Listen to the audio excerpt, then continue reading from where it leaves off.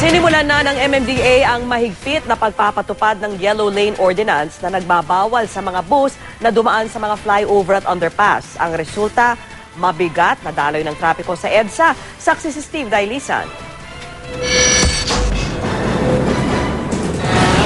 Puro pinapailalim kami. Dapat sa ibabaw na kami. Tingnan mo, traffic tuloy. Halos iisa ang daing ng mga bus driver at kanilang mga pasahero nang maipit sa usad pagong na trapiko sa EDSA southbound kaninang umaga. Kailangan maibabaw talaga kami, lalo na mga probinsya. Wala naman kaming hinahatid talaga sa ilalim. 1 hour na ako late.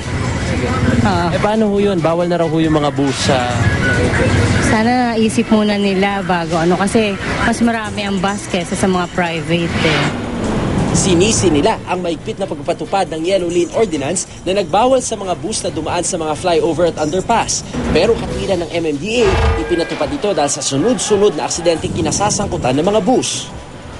Pinatupad lang natin yung batas, which we are bound to do. Since 1989, 2002, 2003.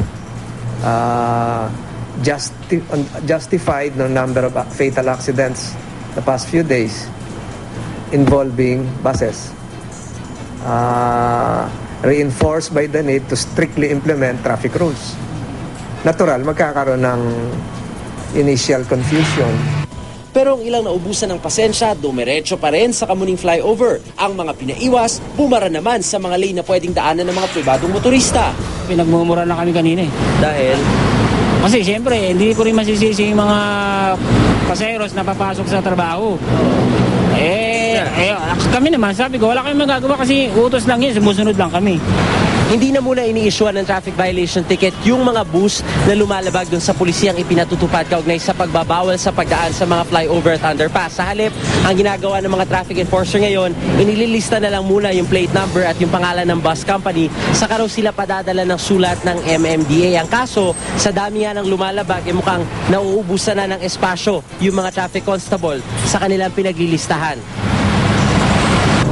Sa ngayon, buong linggo muna ang pagbibigyan ng mga bus driver at hindi pagmumultahin ng 200 hanggang 1,000 piso o ikukulong ng 5 hanggang 30 araw sakaling lumabag sa Yellow Lane. Gayunman, inamin din ng MMDA na dahil may 1,000 sasakyan lang ang kaya ng isang lane sa EDSA kada oras, hindi kakayanin ng 2 yellow lane ito ang mahigit 3,000 bus. Pero kung sa ikadidisiplina raw ng mga bus, bakit hindi raw ito ipatupad? Nawala yung swerving, nabawas yung karera. Siguro kung matutupad ito ng sustainable, mabawasan yung fatal accidents. Paalala ng MMDA, bawal ang mga pribadong sasakyan at taxi sa mga yellow lane, maliban kung papasok sa mga establishmento o paliko sa isang kalsada.